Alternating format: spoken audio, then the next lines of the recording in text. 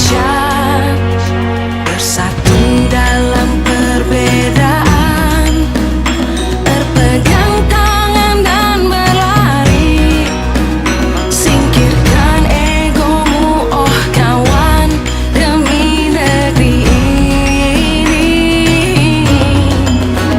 Jadilah generasi emas, cerdas berkarakter, itu kita. Berjuang dan harus berani, kita terus torehkan prestasi.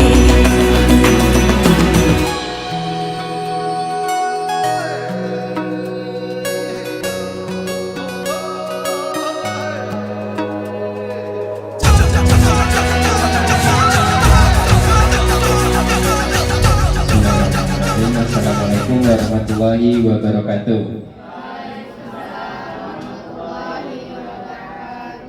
Alhamdulillahirrabbilalamin. Wassalatu wassalamu ala asrofil anbiya'i wal mursalin wa ala alihi washabihi rasulillahi ajmain, amma ba'du.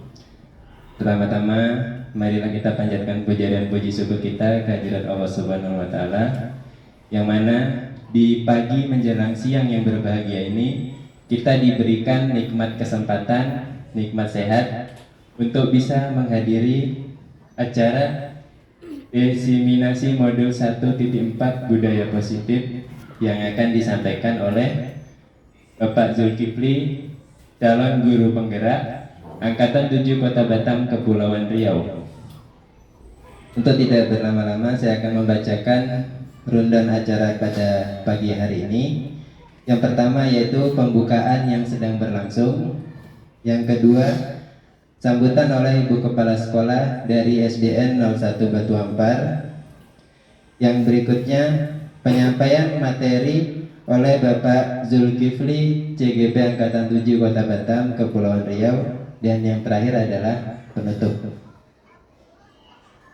Kita masuki di acara yang kedua, yaitu sambutan yang akan disampaikan oleh Ibu Kepala Sekolah, Ibu Nur Laila. Waktu dan tempat dipersilahkan. Berdiri ya? Nampak nggak? Berdiri Bu, nggak nampak kalau duduk ya. Baik, bismillahirrahmanirrahim. Assalamualaikum warahmatullahi wabarakatuh. Bapak Ibu guru hebat yang saya hormati, dan juga terkhusus bagi Bapak Zulkifli sebagai calon guru penggerak Angkatan ke-7 Kota Batam. Puji syukur kita panjatkan kehadirat Allah Subhanahu wa taala, yang mana pada pagi menjelang siang ini kita masih diberikan kesempatan untuk berkumpul dalam ruangan ini. Dan juga tak lupa kita selalu mencurahkan salawat dan salam kepada junjungan kita Nabi besar Muhammad SAW, dengan melafazkan Allahumma sholli ala sayyidina Muhammad wa ala ali sayyidina Muhammad. Baiklah, untuk tidak memperpanjang mukadimah, di sini kita bersyukur ya, alhamdulillahirrahmanirrahim, karena untuk di Kota Batam ini tahun untuk angkatan 7 ini ada berapa orang Pak? 71 orang ya, gabung SD, SMP, SMA ya, alhamdulillah. Dan termasuklah kawan kita, sahabat kita Pak Zulkifli. Itu perlu kita berikan support untuk beliau. Dan harapan saya ya sebagai kepala sekolah di sini sangat mengharapkan kepada Bapak Ibu guru yang hebat-hebat, yang masih muda-muda ini, untuk dapat termotivasi ikut untuk mengikuti calon guru penggerak ini. Segeralah, marilah Bapak Ibu guru untuk bisa ikut ya semuanya, kalau bisa tes. Bagi yang masih memungkinkan, umurnya masih memungkinkan, baik itu ASN maupun non-ASN agar segera mendaftarkan diri untuk menjadi calon guru penggerak berikutnya. Dan kemarin yang angkatan 8 ya? Angkatan 8 ya? 9. Angkatan 8 apa 9? Angkatan 9 itu ada 4 orang. 4 orang. Ayo maju ya. Jangan pernah menyerah. Kita harus selalu berusaha untuk maju. Jangan sampai kita mau kalah dengan yang lain. Ya, Bapak Ibu. Dan harapan kami juga semoga ilmu yang didapatkan dari pelatihan guru penggerak ini dapat diamalkan ya dalam kegiatan kita sehari-hari sebagai guru di kelas dalam proses pembelajaran. Ya, itu harapannya. Karena kita lihat bersama, memang guru penggerak itu bergerak, menggerakkan dan menggerakkan enggak. Ada 3 itu. Ya, ada 3. Pokoknya ayo maju terus. Dan mereka berinovasi terus ya. Terus memberikan ide-ide ya, mengeluarkan ide-idenya untuk proses pembelajaran. Insya Allah mudah-mudahan kedepannya ini kan nanti yang 4 orang ini lulus berarti sudah 5 di tempat kita. Yang belum diberikan kesempatan ya, ayo bangkit ikut, jangan sampai putus asa ya. Seperti Bu Yanti mungkin ya, Bu Yanti, Bu Heni, siapa lagi? Bu Anis. Kalau sudah selesai, ayo maju. Bu Nia, Bu Esi dan lain-lainnya. Ayo maju semuanya. Karena ini banyak keuntungannya, banyak kelebihan yang didapat dari sini. Banyak ilmunya, yang terutama ilmunya. Itu banyak sekali ilmu yang didapatkan. Nah itu. Jadi mungkin sambutan dari saya itu saja. Ayo Bapak Ibu guru yang hebat-hebat agar dapat mengikuti kegiatan-kegiatan ini dengan baik ya. Dan apa yang disampaikan nanti Pak Zulkifli itu menjadi motivasi untuk kita semuanya, masukan untuk kita semuanya, terkhusus bagi calon guru penggerak yang mendaftar yang sudah lulus kemarin. Nah, ikutilah dengan baik. Di sini kan dapat pengalaman. Nah, ibu-ibu dan bapak guru yang ikut yang 4 orang ini kan bisa belajar ke Pak Zulkifli. Nah, itu ya. Berbagilah. Memang berbagi.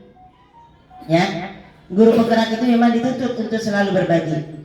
Nah, baiklah Bapak Ibu, untuk tidak memperpanjang lebar, saya rasa itu saja. Ikutilah dengan baik apa yang disampaikan oleh Pak Kifli ini, ambillah ilmunya ya, jangan lihat orangnya tapi ilmunya yang harus kita petik ya. Terima kasih. Selamat Bapak Ibu guru yang hebat menjalankan tugas dengan baik, dan saya akhiri. Wassalamualaikum warahmatullahi wabarakatuh.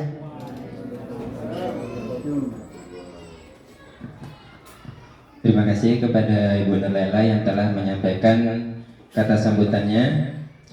Untuk acara selanjutnya yaitu pemaparan materi diseminasi modul 1.4 budaya positif yang akan disampaikan oleh Bapak Zulkifli SPD, calon guru penggerak angkatan 7 Kota Batam.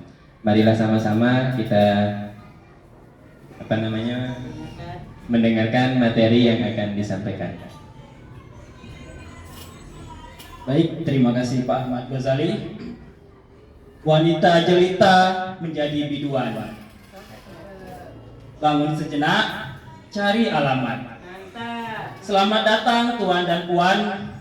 Semoga diseminasi ini membawa manfaat. Assalamualaikum warahmatullahi wabarakatuh.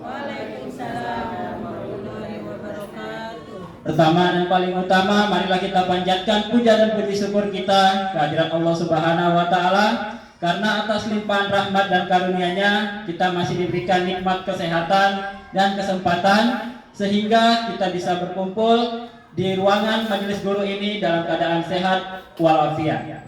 Kemudian salawat teriring salam kita hadiahkan kepada junjungan alam Nabi besar Muhammad SAW dengan melafazkan Allahumma sholli ala sayyidina Muhammad wa ala ali sayyidina Muhammad. Semoga dengan banyak bersalawat kepada beliau kita diakui sebagai umatnya. Amin amin ya rabbal alamin. Baik Bapak Ibu, yang pertama saya ingin mengucapkan terima kasih yang sebanyak-banyaknya kepada Kepala Sekolah SD Negeri 001 Batu Ampar, yaitu Ibu Nur Laila, karena telah memberikan kesempatan kepada saya untuk mensosialisasikan apa yang saya dapatkan selama kurang lebih 1 bulan pada pembelajaran guru penggerak ini. Kemudian kepada teman-teman yang berkenan duduk bersama saya di sini untuk mendengarkan pemaparan materi yang akan saya sampaikan pada pagi hari ini. Baik Bapak Ibu, nah di sini saya akan menyampaikan tentang diseminasi modul 1.4 berkaitan tentang budaya positif. Nah ini saya pelajari Bapak Ibu kurang lebih sekitar 1 bulan untuk materi modul 1 ini Bapak Ibu. Terutama pada budaya positif ini, kalau nggak salah saya sekitar 2 mingguan saya belajar tentang budaya positif ini pada program calon guru penggerak. Nah tujuannya saya melakukan ini Bapak Ibu, yang pertama ya ini memang tugas saya sebagai calon guru penggerak angkatan ke-7 dari Kota Batam untuk mensosialisasikan apa yang saya dapatkan pada program pembelajaran pada guru penggerak ini. Kemudian yang kedua, saya ingin berbagi ilmu sedikit kepada Bapak Ibu guru yang ada di sini, yang saya yakin Bapak Ibu guru yang ada di sini semuanya lebih tahu mungkin daripada saya. Tapi karena saya duluan masuk ke program guru penggerak ini, jadi saya ingin membagikan sedikit saja kepada Bapak Ibu guru semua. Nah, di sini Bapak Ibu, saya yakin Bapak Ibu semua sewaktu mengajar pasti memiliki tujuan untuk diri sendiri dan juga untuk peserta didik kita. Nah, Bapak Ibu ada yang bisa menyampaikan tujuan dari apa yang kita lakukan sebagai seorang guru kepada peserta didik kita? Bisa ajukan tangannya terlebih dahulu, atau saya yang milih, mungkin Pak Suprapto mungkin. Silakan Pak Suprapto, tujuan pendidik ya, seorang pendidik apa? Ya, terima kasih. Pada dasarnya seorang guru berdiri di depan kelas, depan anak-anak. Tujuan utama adalah bagaimana mendidik anak tertib, disiplin, dan tidak lupa mengajar tentang ilmu pengetahuan. Ya, itu tujuan utama kita masuk dalam kelas.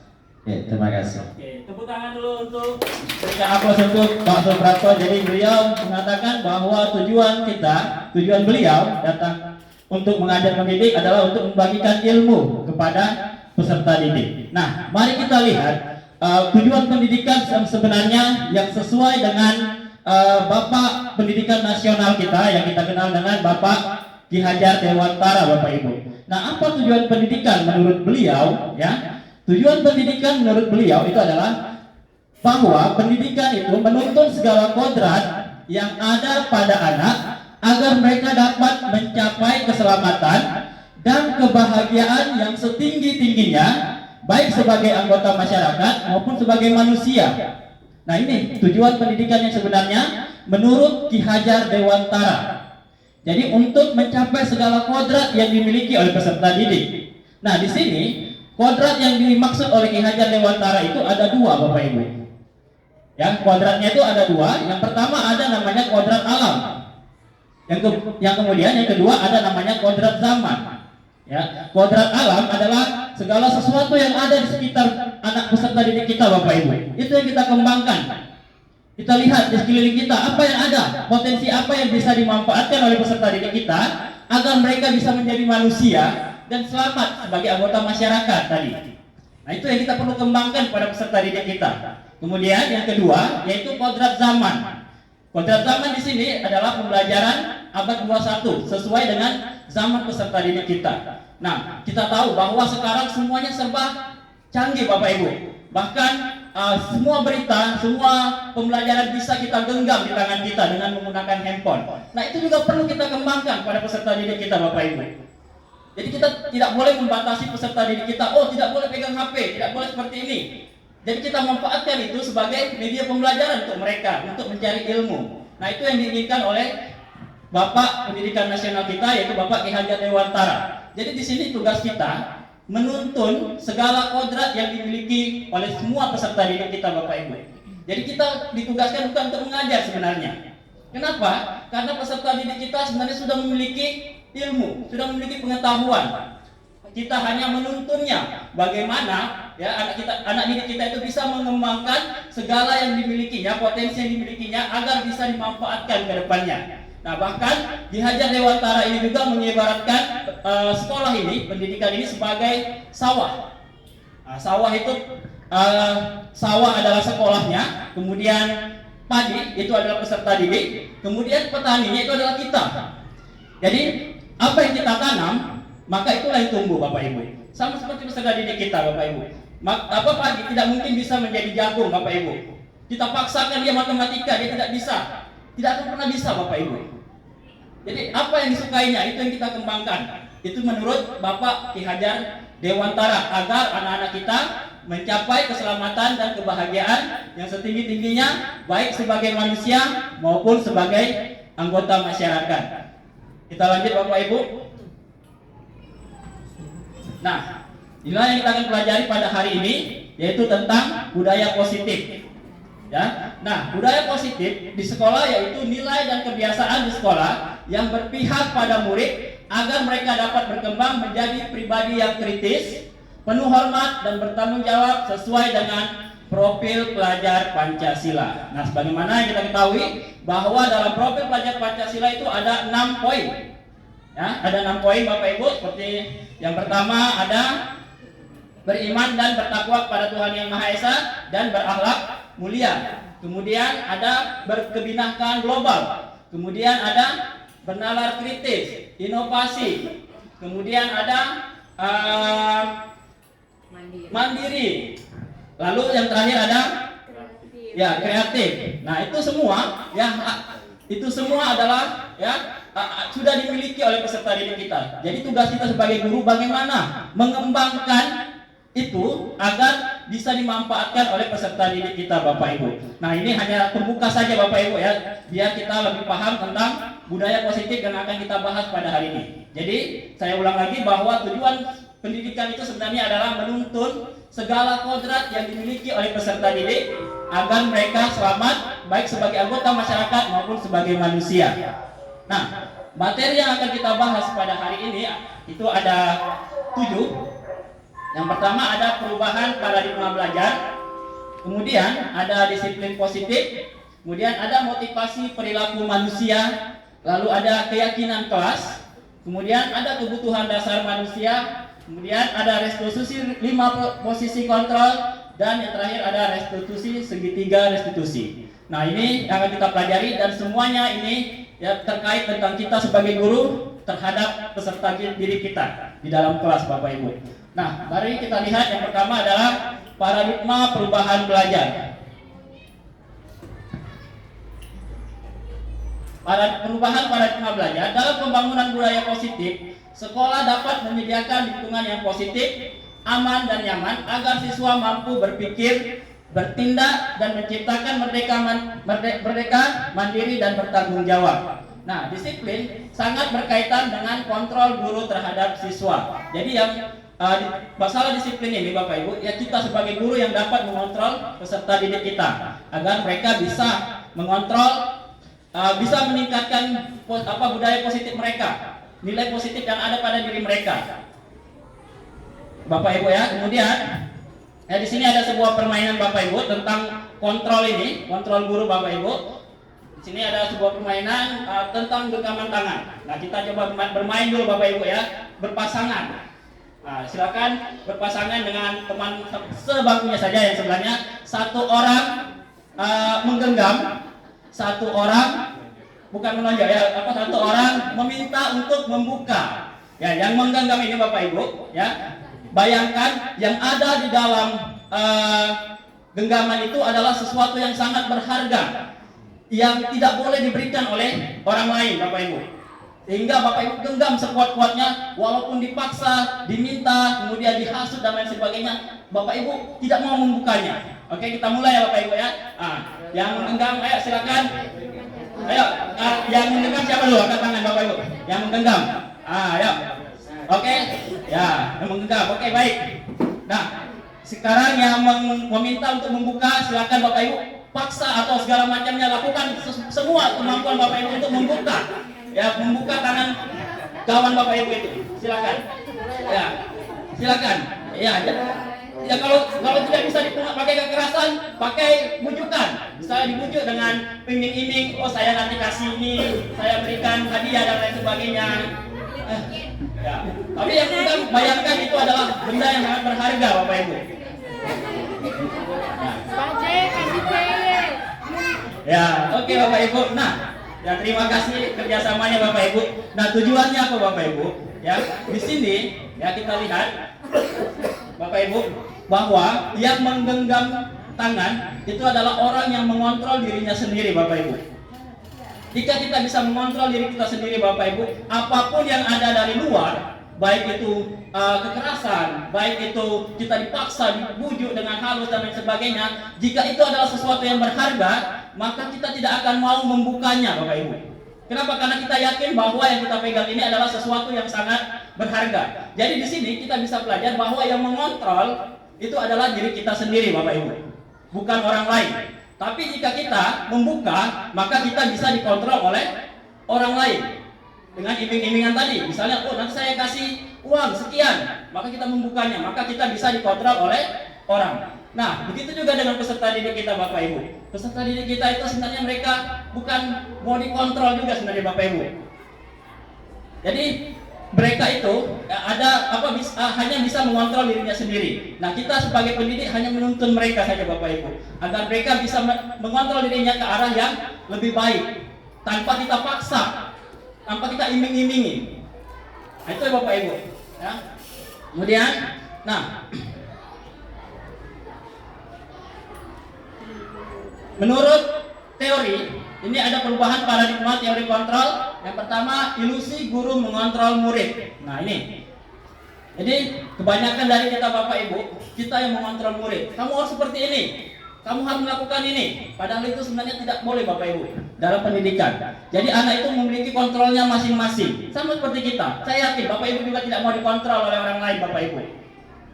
Kamu harus ini, kamu harus seperti itu.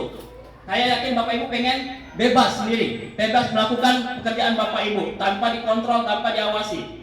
Kemudian yang kedua ada ilusi bahwa semua penguatan positif, efektif dan bermanfaat. Nah ini, jadi semua penguatan positif itu sangat efektif dalam mengontrol peserta didik kita Bapak Ibu. Kata-kata kita yang positif, bujukan kita yang positif, saya yakin bisa mengontrol peserta didik kita Bapak Ibu. Kemudian ilusi bahwa kritik dan membuat orang merasa bersalah dapat menguatkan karakter. Nah ini juga ya, kritik itu sebenarnya bukan dapat menguatkan karakter orang Bapak Ibu, ya, tapi itu malah menjatuhkan sebenarnya Bapak Ibu. Kita kritik, oh kamu ini seperti ini, seperti itu malah akan menjatuhkan peserta didik kita Bapak Ibu. Terakhir ada ilusi bahwa orang dewasa memiliki hak untuk memaksa. Seperti yang tadi, kita memaksa orang untuk membuka genggaman tangan. Padahal itu bukan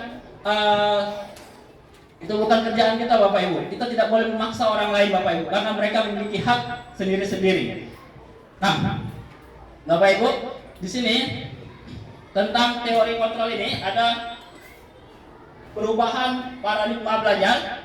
Nah, yang pertama ada stimulus respon, di mana realitas kebutuhan kita sama. Ini salah Bapak Ibu ya, yang benar adalah realitas kebutuhan kita berbeda-beda. Antara saya dengan Pak Ahmad mungkin itu berbeda kebutuhan hidupnya Bapak Ibu. Antara Bu Esi dengan Bu Anis itu juga berbeda. Jadi tergantung pada diri sendiri Bapak Ibu. Kemudian yang kedua, semua orang melihat hal yang sama. Itu pada stimulus respon. Padahal seharusnya setiap orang memiliki gambaran yang berbeda. Nah, kemudian kita mencoba mengubah orang agar berpandangan sama dengan kita. Nah, ini juga tidak boleh kita lakukan Bapak Ibu. Kenapa? Karena kita berusaha seharusnya kita berusaha memahami pandangan orang lain tentang dunia. Nah, kemudian perilaku buruk dilihat sebagai suatu kesalahan. Nah, ini juga kurang tepat, Bapak Ibu. Seharusnya semua perilaku itu memiliki tujuan. Walaupun mereka melakukan hal yang buruk, pasti mereka memiliki tujuan.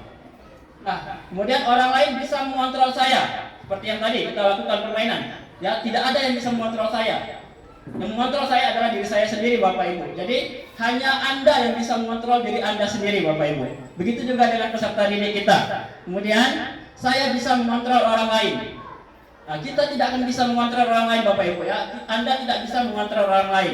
Kemudian pemaksaan ada pada bujukan yang gagal. Nah, kolaborasi dan konsensus menciptakan pilihan-pilihan baru. Jadi untuk menyelesaikan masalah, kita melakukan namanya kolaborasi. Kemudian yang terakhir, model berpikir menang kalah pada stimulus respon. Jadi di sini ada yang menang, ada yang kalah. Tapi pada teori kontrol semuanya menang-menang, Bapak Ibu. Yang salah menang, yang menghakimi juga menang. Jadi sama-sama menang di sini, Bapak Ibu. Tidak ada yang merasa kalah, tidak ada yang merasa menang. Nah, ini tentang perubahan paradigma belajar. Nah, kita masuk ke materi yang kedua, Bapak Ibu, tentang disiplin positif. Nah, ketika mendengar kata disiplin, apa yang terbayang di benak Bapak Ibu? Di sini apa yang terlintas di pikiran Anda? Kebanyakan orang akan menghubungkan kata disiplin dengan tata tertib, kemudian teratur dan kepatuhan pada peraturan. Atau disiplin juga sering dihubungkan dengan hukuman, Bapak Ibu. Padahal itu sungguh berbeda. Jadi disiplin dengan hukuman itu berbeda, Bapak Ibu, tidak sama. Nah, jadi karena belajar tentang disiplin positif tidak harus dengan memberi hukuman. Justru itu adalah salah satu alternatif terakhir. Jadi kita melakukan disiplin itu, menghukum peserta didik itu adalah salah satu alternatif terakhir yang bisa kita lakukan jika memang peserta didik tersebut tidak bisa lagi diajarkan dengan yang baik, Bapak Ibu.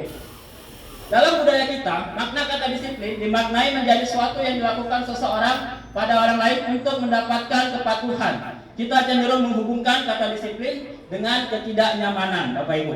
Nah, apa sebenarnya makna dari kata disiplin ini, Bapak Ibu? Menurut Ki Hajar Dewantara dan Dan Gosen dalam bukunya Restructuring School Disciple tahun 2001 menyatakan bahwa arti dari kata disiplin ini berasal dari bahasa Latin yang artinya belajar atau disiplin yang artinya belajar. Nah, kata disiplin ini juga berasal dari akar kata yang sama dengan disciple atau murid atau pengikut. Untuk menjadi seorang murid atau pengikut, seseorang harus paham betul alasan mengapa mereka mengikuti suatu aliran atau ajaran tertentu. Sehingga motivasi yang terbangun adalah motivasi intrinsik yang ada di dalam dirinya, bukan motivasi ekstrinsik yang dari luar. Nah, dia juga menyatakan bahwa arti asli dari kata disiplin ini juga berkonotasi dengan disiplin diri dari murid-murid Socrates dan Plato, Bapak Ibu. Nah, jadi bisa kita artikan, Bapak Ibu, bahwa disiplin itu adalah mempelajari bagaimana cara mengontrol diri dan bagaimana menguasai diri untuk memilih tindakan yang mengacu pada nilai-nilai yang kita hargai, sehingga membuat kita dapat menggali potensi yang kita miliki menuju kepada sebuah tujuan, sesuatu yang dihargai dan bermakna. Nah, nilai-nilai yang kita hargai adalah nilai-nilai kebajikan, sikap positif manusia yang ingin kita capai setiap individu, yaitu nilai-nilai yang ada pada profil pelajar Pancasila seperti yang saya sebutkan tadi. Ya, berketuhanan, beriman, bertakwa kepada Tuhan Yang Maha Esa dan berakhlak mulia, kemudian berkebinekaan global, lalu bergotong royong, kreatif, bernalar kritis dan mandiri. Inilah nilai-nilai kebajikan yang bisa kita terapkan kepada peserta didik kita, Bapak Ibu. Nah, itulah tentang disiplin positif, Bapak Ibu. Nah, kita lanjut kepada materi selanjutnya, yaitu tentang motivasi perilaku manusia. Sebagai seorang guru, saat Anda hadir mengajar di kelas tepat waktu, motivasi apakah yang mendasari tindakan Anda? Baik, ini ada sebuah pertanyaan, Bapak Ibu. Jadi sebagai seorang guru, saat kita hadir mengajar di kelas tepat waktu, motivasi apa yang mendasari tindakan kita melakukan hal tersebut? Mungkin kita berikan kepada Bu Erni untuk menjawab. Atau ada yang lain? Jadi motivasi apa yang ada pada diri kita sehingga kita mau datang tepat waktu untuk masuk ke dalam kelas? Pak Prap? Ya, Pak Prap lagi. Baik, terima kasih. Ya, motivasi utama kenapa kita harus hadir mengajar di kelas tepat waktu adalah untuk memberikan contoh kepada anak didik kita agar jangan sampai dapat pandangan bahwa gurunya aja terlambat, apalagi masa saya tidak bisa terlambat gitu. Jadi intinya adalah memberikan contoh yang baik bagaimana tentang disiplin. Terima kasih. Baik, terima kasih itu Pak Suprapto. Ada lagi yang lain? Jadi Pak Suprapto menjelaskan bahwa tujuan kita datang untuk tepat waktu ke dalam kelas adalah memberikan contoh kepada peserta didik bahwa guru saja bisa datang tepat waktu, kenapa murid bisa datang terlambat. Jadi itu sangat luar biasa Bapak Ibu. Jadi motivasinya adalah motivasi tentang diri sendiri dulu untuk datang, baru mengajak murid-muridnya agar mau mengikuti gurunya Bapak Ibu.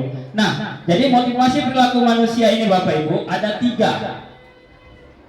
Ada tiga motivasi perilaku manusia. Yang pertama, untuk menghindari ketidaknyamanan atau hukuman. Nah, ada sebagian orang Bapak Ibu yang mereka melakukan apa yang tadi itu, ya datang tepat waktu dan lain sebagainya hanya untuk menghindari agar mereka tidak dihukum, tidak menerima hukuman. Begitu juga dengan peserta didik kita Bapak Ibu. Mereka datang ke sekolah tepat waktu hanya untuk menghindari agar mereka tidak dihukum. Nah, kemudian yang kedua, untuk mendapatkan imbalan atau penghargaan dari orang lain. Nah, ini juga ya. Kemudian yang ketiga ada untuk menjadi orang yang mereka inginkan dan menghargai diri sendiri dengan nilai-nilai yang mereka percayai. Nah, ini yang paling penting Bapak Ibu, yang telah disebutkan oleh Pak Prap tadi. Pak Prap tadi menyebutkan bahwa inilah nilai motivasi perilaku manusia yang telah ia kerjakan Bapak Ibu, untuk menjadi orang yang mereka inginkan dan menghargai diri sendiri dengan nilai-nilai yang mereka percaya. Nah, ini yang pertama dan yang kedua Bapak Ibu, itu adalah motivasi ekstrinsik tadi Bapak Ibu, dari luar, dan itu tidak baik sebenarnya Bapak Ibu. Begitu ketika anak kita saat mereka datang cepat kita beri hadiah, tapi ketika kita tidak berikan hadiah kepada mereka lagi, mereka akan merasa, ngapain aku datang cepat lagi, orang tak dikasih hadiah lagi sama bapak ibu guru saya. Maka akan menjadi penurunan disiplin tadi Bapak Ibu. Tapi jika kita melakukan yang ketiga ini Bapak Ibu, kesadaran pada diri murid tadi, maka walaupun tidak diberikan apa-apa, maka peserta didik kita akan melakukan budaya positif tadi Bapak Ibu, tanpa diperintah, tanpa dipaksa, tanpa ada iming-iming yang lain Bapak Ibu. Nah, itulah motivasi perilaku manusia. Jadi motivasi yang harus kita tingkatkan di sini Bapak Ibu adalah untuk menjadi orang yang mereka inginkan dan menghargai diri sendiri dengan nilai-nilai yang mereka percaya Bapak Ibu. Nah, motivasi perilaku manusia.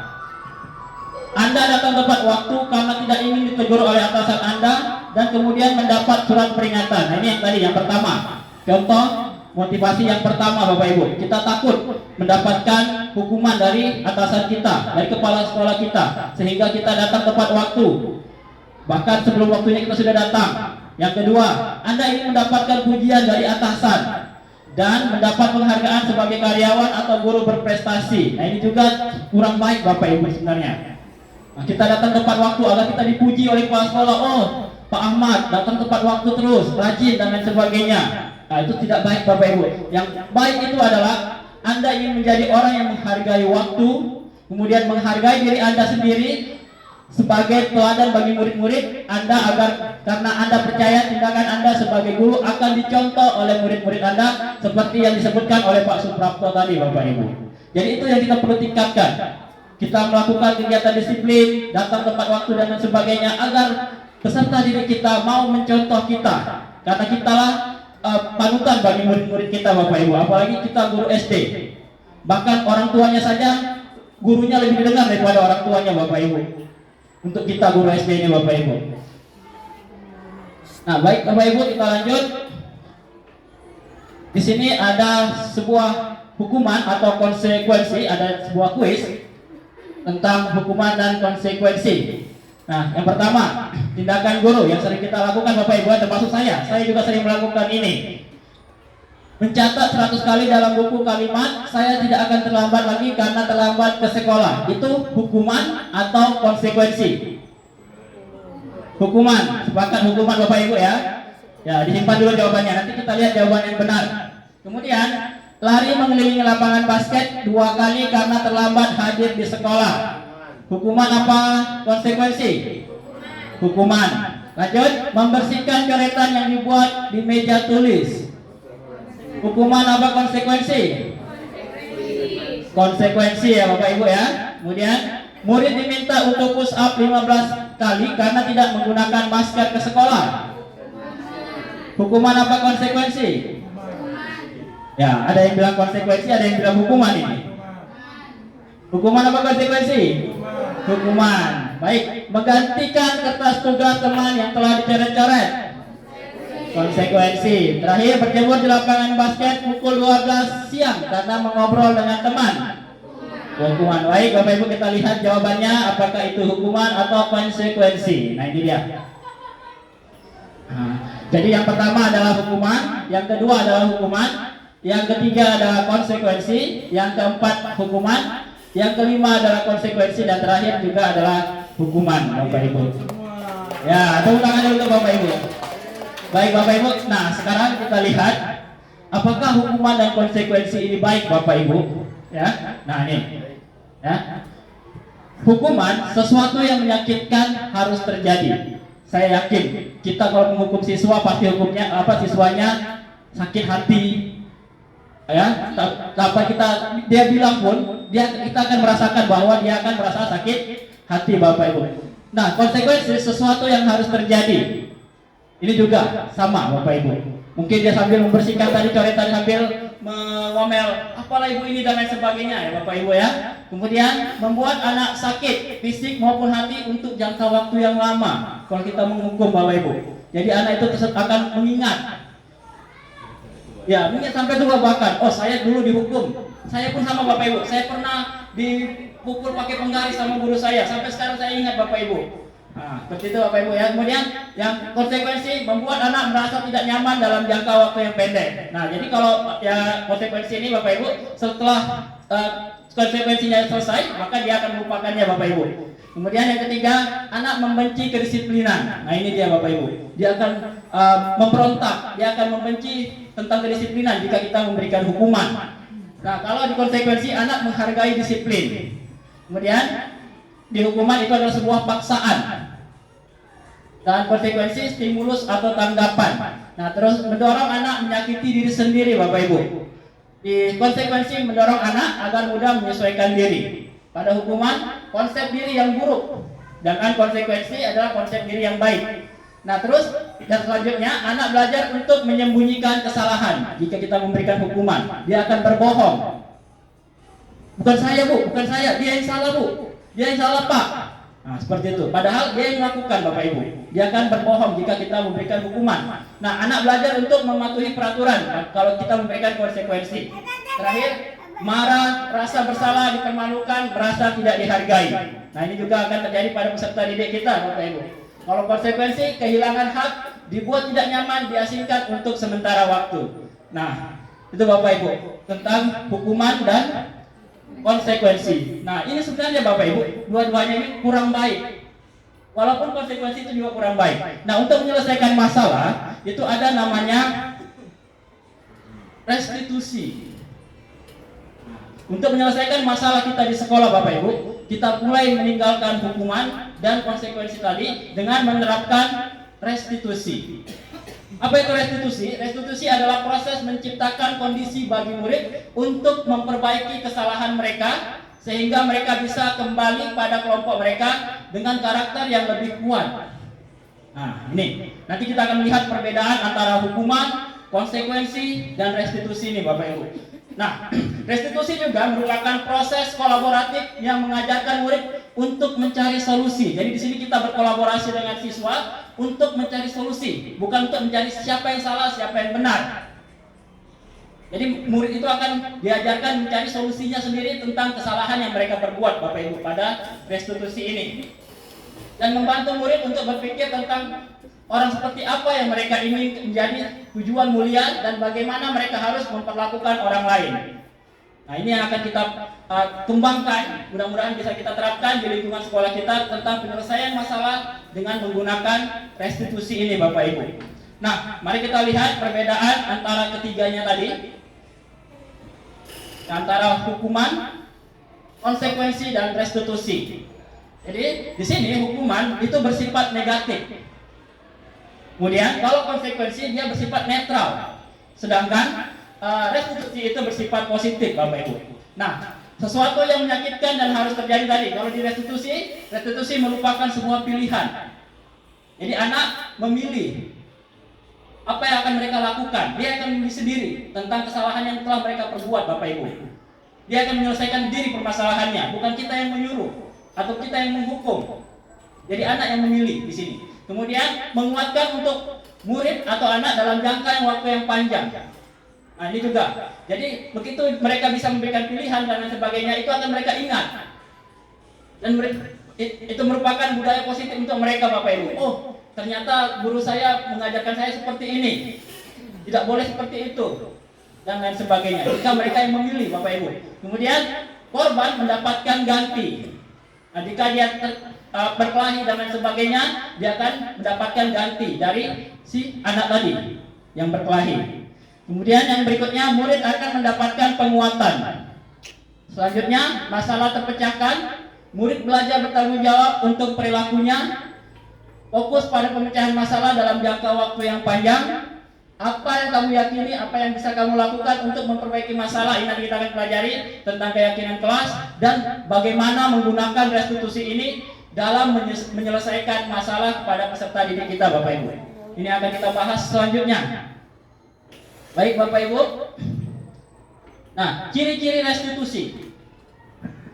Di sini yang pertama, bukan untuk menebus kesalahan, namun untuk belajar dari kesalahan. Jadi restitusi itu anak bukan untuk menebus suatu kesalahan, tapi dia belajar dari kesalahan yang telah dia perbuat agar mereka bisa mencari solusinya sendiri.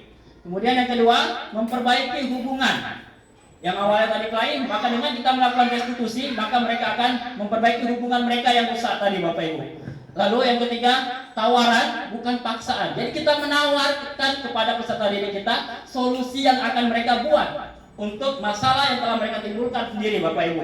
Tapi bukan kita yang memberikan solusi, mereka sendiri yang melakukannya Bapak Ibu. Kemudian restitusi menuntut untuk melihat ke dalam diri. Jadi kita melihat ke dalam diri siswa kita Bapak Ibu, dan mereka juga melihat diri mereka masing-masing Bapak Ibu. Selanjutnya restitusi mencari kebutuhan dasar yang mendasari tindakannya. Lalu restitusi diri adalah cara yang paling baik untuk memecahkan masalah terkait peserta didik kita Bapak Ibu. Selanjutnya restitusi fokus pada karakter bukan tindakan. Selanjutnya restitusi fokus pada solusi bukan pada hukuman tadi Bapak Ibu. Yang terakhir, restitusi mengembalikan murid yang berbuat salah pada kelompoknya sehingga anak tersebut tidak akan diejek oleh kawannya Bapak Ibu. Nah, inilah ciri-ciri pada restitusi Bapak Ibu. Baik, nah kita lanjut kepada materi yang selanjutnya Bapak Ibu. Di sini tentang keyakinan kelas. Nah, mengapa keyakinan kelas? Mengapa tidak peraturan kelas saja? Apa bedanya Bapak Ibu antara peraturan kelas dan keyakinan kelas? Nah, ini mengapa kita memiliki peraturan tentang penggunaan helm pada saat mengendarai kendaraan roda 2 Bapak Ibu? Apa alasannya kita menggunakan helm? Supaya aman, keselamatan. Ya, Bapak Ibu ya. Kemudian mengapa kita memiliki peraturan tentang penggunaan masker dan mencuci tangan setiap saat? Menjaga kesehatan. Ya Bapak Ibu ya, menjaga kebersihan. Nah, itulah yang dimaksud dengan keyakinan kelas Bapak Ibu. Keyakinan kelas itu adalah nilai-nilai keselamatan. Keyakinan kelas yang tadi yang Bapak sebut tadi adalah nilai-nilai keselamatan dan kesehatan. Nilai yang disebut dengan keyakinan, yaitu nilai-nilai kebajikan universal yang disepakati secara tersirat dan tersurat, lepas dari latar belakang suku, negara, dan bahasa maupun agama. Jadi semua sepakat bahwa menggunakan helm itu bahwa untuk keselamatan, bukan untuk agar tidak ditilang oleh polisi, Bapak Ibu. Ya Bapak Ibu ya. Kemudian menggunakan masker untuk kesehatan kita Bapak Ibu, agar kita dulu tidak terkena penyakit COVID-19. Nah, itulah yang disebut dengan keyakinan kelas. Ya, jadi nilai-nilai kebajikan universal yang diakui oleh semua orang Bapak Ibu. Itulah disebut dengan keyakinan kelas.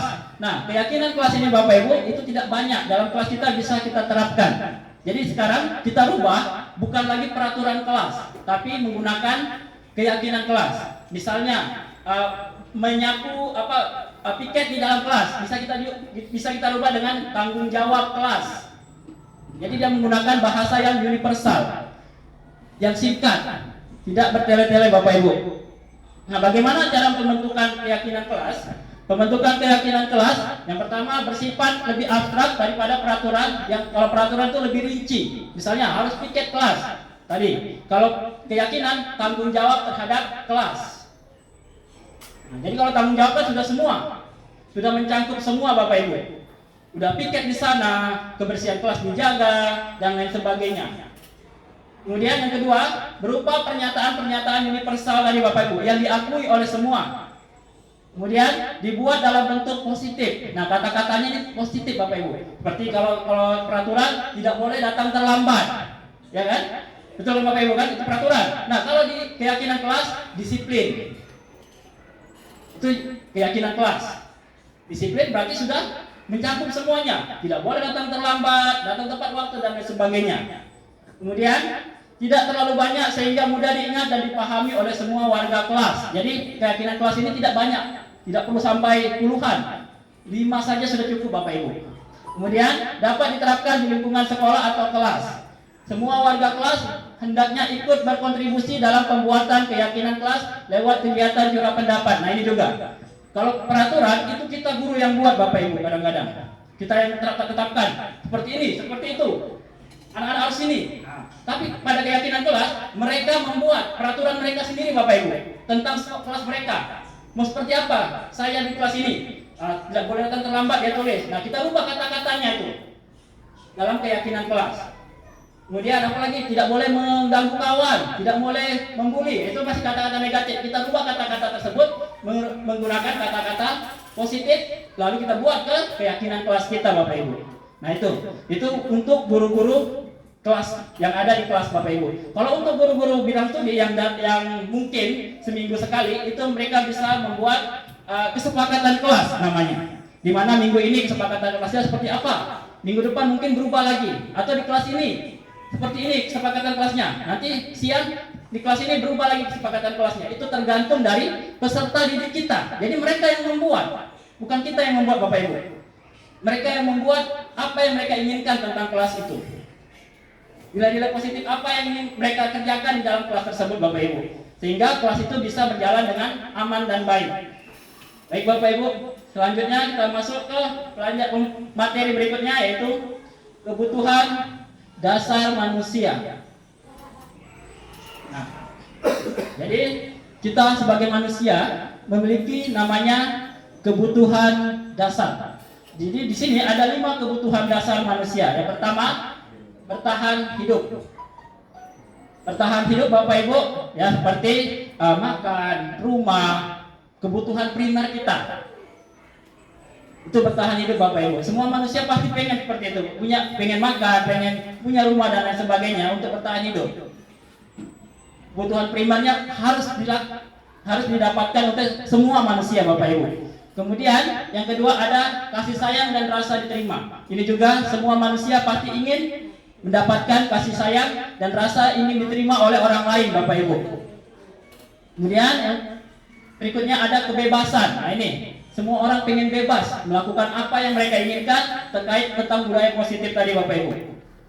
Tanpa dipaksa, tanpa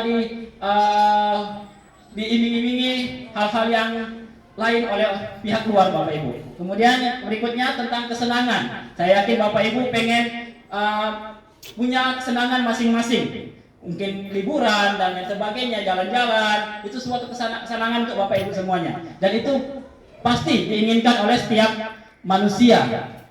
Dan terakhir ada penguasaan. Nah ini juga penguasaan terhadap dirinya sendiri Bapak Ibu. Karena rata-rata manusia itu susah atau tidak mau diatur. Boleh Bapak Ibu ya? Oke, nah ini tentang 5 kebutuhan dasar manusia. Ini sedikit saja Bapak Ibu ya. Kita baik lagi ya, lanjut ke materi berikutnya tentang restitusi 5 posisi kontrol. Nah ini yang berkaitan tentang kita Bapak Ibu sebagai seorang guru. Jadi ada 5 posisi kontrol yang bisa kita gunakan dalam memberikan budaya positif pada peserta didik kita. Yang pertama ada penghukum. Kita sebagai guru seperti apa? Apa kita sebagai penghukum? Nah penghukum di sini yang menghardik, menunjuk-nunjuk, menyakiti, menyindir dan lain sebagainya. Nah kemudian kalau kamu tidak melakukannya, awas ya, rasakan ya. Nah itu kita sebagai seorang penghukum Bapak Ibu. Nah, kemudian yang kedua ada pembuat rasa bersalah. Jadi di sini menceramahkan peserta didik kita, mengatakan seharusnya dan lain sebagainya. Oh ibu kecewa, kamu telah melakukan itu. Nah itu kita membuat anak murid kita merasa bersalah terhadap apa yang mereka lakukan. Nah kedua ini merupakan identitas gagal yang tidak boleh kita kerjakan sebenarnya Bapak Ibu, antara penghukum dan pembuat rasa bersalah. Kemudian di atasnya ada teman. Kita menganggap siswa kita sebagai teman. Nah ini juga berbahaya sebenarnya Bapak Ibu, apalagi peserta didik kita sekarang. Kalau kita anggap teman, maka mereka akan menginjak kita di sini Bapak Ibu ya. Nah kemudian yang berikutnya ada pemantau. Nah pemantau ini menghitung dan mengukur. Setelah kita memberikan hukuman, apakah mereka masih melakukan dan lain sebagainya, kita hitung, kita ikuti terus, kita intai terus peserta didik tersebut. Ini juga sebenarnya kurang baik ya Bapak Ibu. Yang baik itu adalah kita seorang guru bertindak sebagai manajer. Nah di sini kita bertindak sebagai manajer Bapak Ibu. Seperti apa? Mengajukan pertanyaan-pertanyaan. Nah kemudian apa yang kita yakini, apa yang bisa kamu kerjakan untuk memperbaiki masalah ini. Jadi kita bertindak sebagai manajer, kita menanyakan tentang apa yang telah diperbuat, apa yang dilakukan oleh peserta didik kita. Kemudian menguatkan pribadi peserta didik kita Bapak Ibu. Sebagai seorang manajer kita harus menguatkan peserta didik kita agar mereka bisa menjadi peserta didik yang berkarakter. Kemudian murid meletakkan dirinya sebagai individu yang positif dalam dunia yang berkualitas. Jadi mereka menyelesaikan masalah mereka dengan solusi yang positif Bapak Ibu. Kemudian bagaimana caranya saya bisa memperbaiki keadaan, dan terakhir mengevaluasi diri bagaimana cara memperbaiki diri. Nah ini, jadi sebagai seorang guru kita seharusnya bertindak sebagai seorang manajer tadi Bapak Ibu, bukan penghukum atau pembuat rasa bersalah atau teman atau pemantau. Nah Bapak Ibu, di sini ada sebuah pertanyaan. Ya, kita lihat. Ya. Saya kecewa sekali dengan kamu. Kira-kira itu tadi apa? Pemantau atau muji. Saya kecewa sekali dengan kamu. Ya, pembuat rasa bersalah tadi ya. Kemudian kamu tidak pernah benar melakukannya. Membuat rasa bersalah. Kemudian ayo lakukan demi ibu bapak. Membuat rasa bersalah. Kemudian apa kamu mendapat strike bintang hari ini? Nah, baik langsung aja kita keluarkan jawabannya Bapak Ibu ya, karena masih bingung. Nah di sini, ini ya. Saya kecewa sekali dengan kamu. Yang pertama adalah membuat orang merasa bersalah. Kemudian yang kedua, kamu tidak pernah benar melakukannya. Itu adalah ya penghukum. Kata-kata sebagai seorang penghukum. Nah kemudian, ayolah lakukan demi ibu atau bapak. Nah, itu kata-kata sebagai seorang teman. Nah kemudian, apa kamu mau mendapatkan strike bintang hari ini? Itu adalah kata-kata sebagai seorang pemantau. Nah bagaimana kamu bisa menyelesaikan masalah ini? Itu kata-kata seorang manajer Bapak Ibu. Nah kamu selalu yang paling terakhir. Nah ini adalah kata-kata seorang penghukum. Nah jadi yang baik itu adalah kita bertindak sebagai manajer. Nah, dalam bertindak manajer, maka kita bisa menyelesaikan masalah ini dengan menggunakan 3 restitusi tiga segitiga restitusi, maaf Bapak Ibu ya. Kita bisa menyelesaikan masalah peserta didik kita itu dengan segitiga restitusi. Baik, kita masuk ke materi berikutnya yaitu segitiga restitusi tadi. Jadi kita sepakat dulu Bapak Ibu ya bahwa kita sebagai seorang manajer. Nah, bagaimana menyelesaikan permasalahan peserta didik dengan kita bertindak sebagai manajer dan menyelesaikan masalah dengan segitiga restitusi ini. Nah, dalam segitiga restitusi ini ada 3 hal yang bisa kita lakukan, yang harus dilakukan saat menyelesaikan masalah terhadap peserta didik. Yang pertama, kita harus menstabilkan identitas dulu. Ya, nah kita bisa mengatakan bahwa setiap orang pasti pernah berbuat salah. Begitu juga dengan Bapak. Nah, seperti itu Bapak Ibu. Jadi kita stabilkan dulu bahwa bukan dia saja yang pernah melakukan itu. Kita juga sebagai guru pernah melakukan hal tersebut. Kita stabilkan dulu agar mereka tidak merasa, oh, aku ini kayaknya mau dihukum dan lain sebagainya. Jadi kita stabilkan dulu anak tersebut agar mereka tidak merasa minder atau bersalah Bapak Ibu. Kemudian yang kedua, kita melakukan validasi kebutuhan dengan menanyakan, pasti kamu punya alasan tertentu mengapa kamu melakukan hal tersebut dan lain sebagainya. Nah, terakhir setelah itu baru kita menanyakan keyakinan. Nah, di sini Bapak Ibu kita bisa menanyakan, kamu tahu kan keyakinan kelas kita seperti apa? Keyakinan kelas apa yang telah kamu langgar? Nah, dia akan menjawab sendiri Bapak Ibu. Misalnya dia tidak piket. Dia tidak piket, maka kita bisa nanya alasan dia kenapa tidak piket, terus mengapa dia tidak piket. Kemudian kita tanyakan keyakinan kelas kita terkait tentang piket tadi. Keyakinan kelas apa yang dia langgar? Nah, Bapak Ibu, ya, di sini ada contoh. Nah, ini dia. Menstabilkan identitas. Nah, di sini untuk membuat anak yang merasa gagal karena berbuat salah menjadi positif terhadap dirinya. Kenapa? Oh, ternyata bukan saya saja rupanya yang pernah berbuat seperti ini. Guru saya juga pernah. Jadi mereka tidak merasa berat bersalah, ya. Nah, di sini kita bisa berkata, berbuat salah itu hal yang manusiawi. Ya, tidak ada manusia yang sempurna. Bapak Ibu juga buat salah. Ya, kita juga pernah berbuat salah. Ya, kita katakan seperti itu sama anak kita. Jadi apa yang pernah dilakukan oleh anak, saya yakin juga Bapak Ibu pernah melakukannya. Mungkin berkelahi dengan teman, mungkin mencoret-coret, mengganggu kawannya, atau menyontek saat ujian. Saya yakin Bapak Ibu juga pernah melakukannya saat Bapak Ibu sekolah. Begitu juga dengan peserta didik kita. Sehingga kita kita stabilkan juga identitasnya Bapak Ibu. Kemudian kita pasti bisa menyelesaikan masalah ini. Nah, lalu Bapak Ibu tidak tertarik untuk mencari tahu siapa yang benar, siapa yang salah. Nah, di sini Bapak Ibu lebih tertarik untuk menyelesaikan masalah. Nah, ini yang kita katakan kepada peserta didik kita Bapak Ibu. Kalau kamu mau menyalahkan dirimu sendiri terus-menerus, apakah kamu bersikap baik pada dirimu sendiri? Nah, inilah kata-kata yang bisa kita gunakan pada menstabilkan identitas sebagai seorang guru dalam menyelesaikan permasalahan dengan menggunakan segitiga restitusi sebagai seorang manajer. Bapak Ibu. Kemudian yang kedua yaitu